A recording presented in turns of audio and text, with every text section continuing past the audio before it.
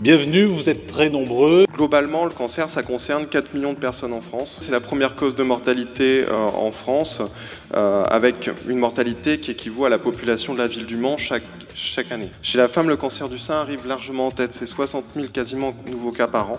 Il arrive devant le cancer colorectal et le cancer du poumon. Chez l'homme, on est plutôt sur d'abord le cancer de la prostate, avec une incidence qui est d'environ 50 000 cas par an, devant le cancer du poumon et le cancer colorectal. Le dépistage, le principe est simple, c'est détecter tôt pour mieux soigner, ou en tout cas soigner de façon moins lourde, avec des traitements moins agressifs. Les dépistages généralisés, il y en a 3. Je pense que vous les connaissez tous. Donc on a parlé du cancer du côlon, le cancer du sein et le cancer de l'utérus. C'est pas une cause qui crée le cancer, c'est jamais une cause qui crée le cancer, c'est une succession de causes. Globalement, il y a déjà d'où on parle, c'est la génétique. Alors c'est une minorité des cancers, ça ne veut pas dire que le cancer est héréditaire, ça veut dire que certaines personnes ont malheureusement déjà à la naissance, transmises par leurs parents, des erreurs dans l'ADN qui favorisent déjà un petit peu le cancer. Ensuite, c'est tout ce qui nous arrive au cours de la vie, donc ce à quoi on va être exposé dans l'environnement lié à notre mode de vie.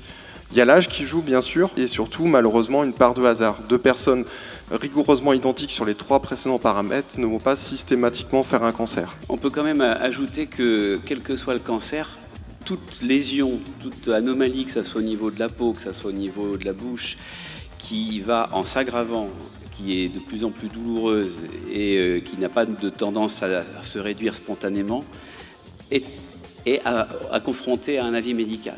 Donc c'est quelque chose qui est quand même assez standard, de même que toute perte de poids inexpliquée, alors que vous ne faites pas de régime ou vous n'êtes pas spécialement déprimé, au-delà de 3, 4, 5 kilos de perdu sans raison, ça nécessite aussi un avis médical. Ça ne veut pas dire qu'il y aura un cancer nécessairement, mais ça fait partie des signes un petit peu insidieux. On va parler cancer, on va parler de ses causes, mais je suis là pour vous apporter une bonne nouvelle.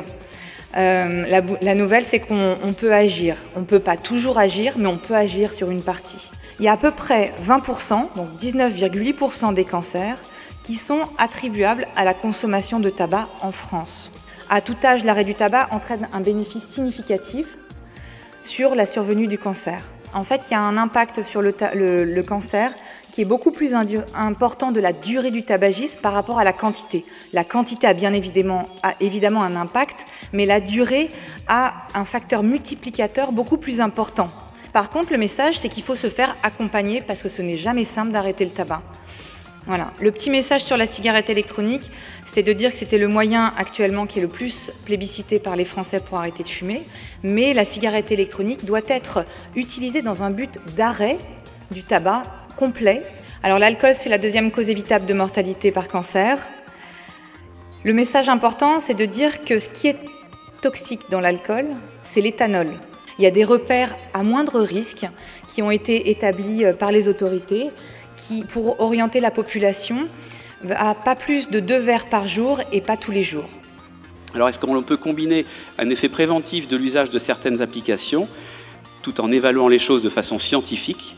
Eh bien, c'est l'enjeu dont a parlé Stéphane Le Foll tout à l'heure, c'est cette application SmokeCheck qui a été développée au Mans avec des soutiens de la ville, du département, de la région et de la CEPAM de la Sarthe. L'enjeu de faire de la prévention du cancer du poumon, c'est important puisque le cancer du poumon chez les fumeurs est très fréquent et surtout, il est grave. C'est-à-dire qu'on arrive à en opérer que 1 sur 4, 1 sur 5. On s'est donc posé la question de savoir si on ne pouvait pas compléter le dépistage par une application, donc dans les téléphones des uns et des autres, des fumeurs ou des anciens fumeurs, pour justement commencer à étudier leurs symptômes et leur dire bah là, il y a quelque chose qui ne va pas, consulter. C'est l'objet de cette application SmokeCheck.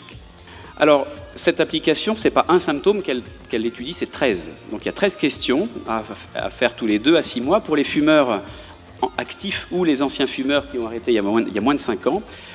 Donc l'idée, c'est d'avoir une alerte. Si on a des symptômes qui sont suspects, le smartphone va suggérer à l'utilisateur de voir son médecin traitant ou au moins de prendre contact avec lui parce qu'il y a un symptôme qui nécessite d'être évalué, de voir un petit peu ce qui se passe. Il n'y aura pas forcément une maladie, mais au moins c'est une levée de drapeau.